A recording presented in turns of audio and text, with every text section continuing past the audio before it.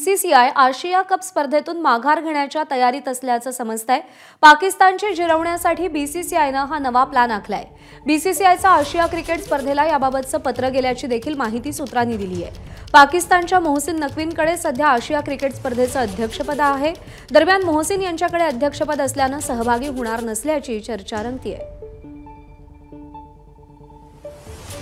वेदांत नेब आपले प्रतिनिधी आपल्याला अधिक अपडेट देतील। वेदांत, आणखी एका पातळीवर पाकिस्तानची कोंडी करण्याचा भारताचा प्रयत्न, काय भूमिका आहे बीसीसीआयची?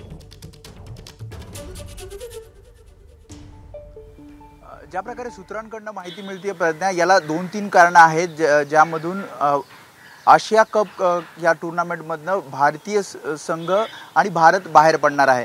एक तर आशिया कप स्पर्धा ही सप्टेंबर महिन्यात होणार आहे, ज्यामध्ये भारत या सगळ्या स्पर्धेचं आयोजन करणार होता।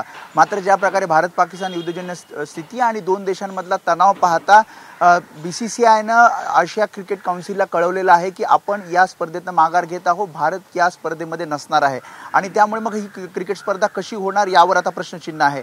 यामध्ये महत्त्वाचं म्हणजे एशियन क्रिकेट काउन्सिलचे जे चेअरमन आहेत ते पाकिस्तानी मंत्री मोहसिन नक्वी आहेत आणि त्यामुळे एशियन क्रिकेट काउन्सिलच्या नेतृत्वामध्ये ही जर टुर्नामेंट होत असेल तर भारत या टुर्नामेंटमध्ये नसणार आहे। शिवाय इतर ज्या टुर्नामेंट्स एशियन क्रिकेट काउन्सिलच्या अंतर्गत होतील त्यामध्ये सुद्धा भारतीय संघ, मग यामध्ये जून महिन्यामध्ये एक आणखी स्पर्धा होतीये women's emerging team Asia cup, यामध्ये सुद्धा भारतीय संघ हा सहभाग घेणार नाहीये। याचं जे मी जसं आधी सांगितलं की महत्त्वाचं कारण म्हणजे याचे चेअरमन पाकिस्तानचे मंत्री आहेत।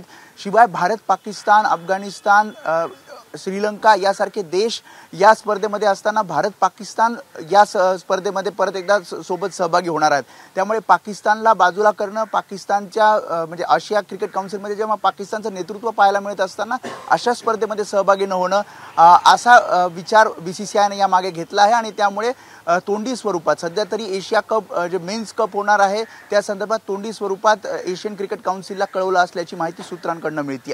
प्रज्ञा। वेदांत, धन्यवाद दिलेल्या माहितीसाठी। एबीपी माझा, उघडा डोळे बघा नीट।